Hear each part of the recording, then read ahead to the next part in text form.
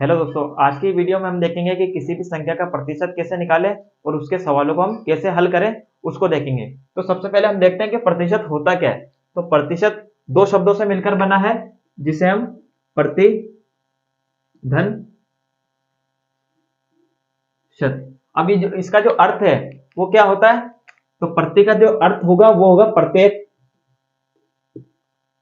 ठीक है, तो ये जो शत है, शत का मतलब होता है किसी भी संख्या का 100वां भाग। ठीक है, मतलब कि जैसे मैंने यहाँ पर कुछ संख्या लिखी, जैसे मैंने यहाँ पर 1% लिखा, 2% लिखा, 3% लिखा, ठीक है, और ये 4% लिखा।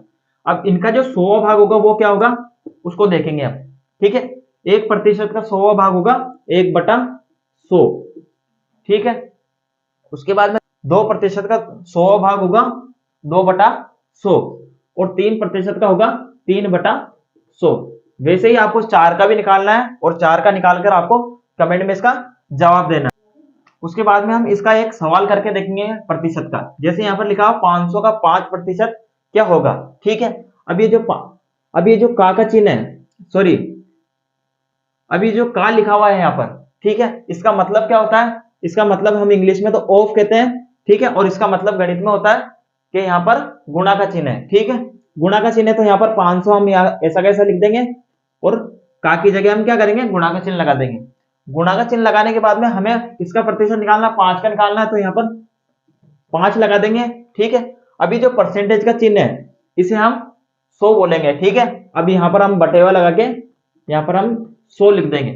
ठीक है, ये लिखने के बाद में हमें क्या करना है कि इस जीरो को इस जीरो से काटना है, और इस जीरो को इस जीरो से काटना है। ठीक है, उसके बाद में हमारे पास जो चीजें बच रही है उसे हम ऐसा कैसा लिख देंगे, जैसे यहाँ पर 5 है तो 5 का 5, इंटू है तो इंटू, और फिर वापिस 5 है तो 5 का 5।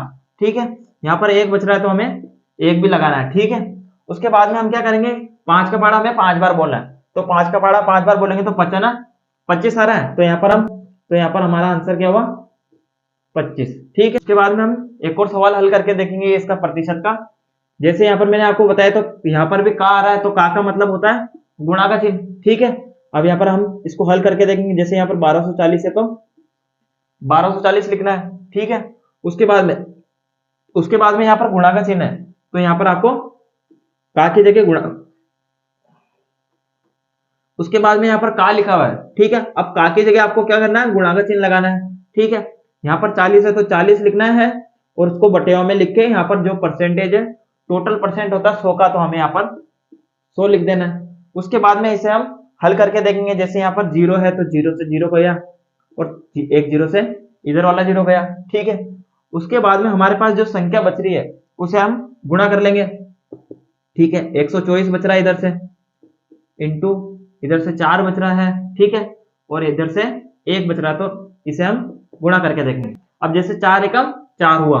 ठीक है, अब 4 का पढ़ा में 4 बार बोलना, 4 चौक 16। ठीक है, एक हासिल का इधर लगा, फिर 4 एम 4 2 8 और 1 9।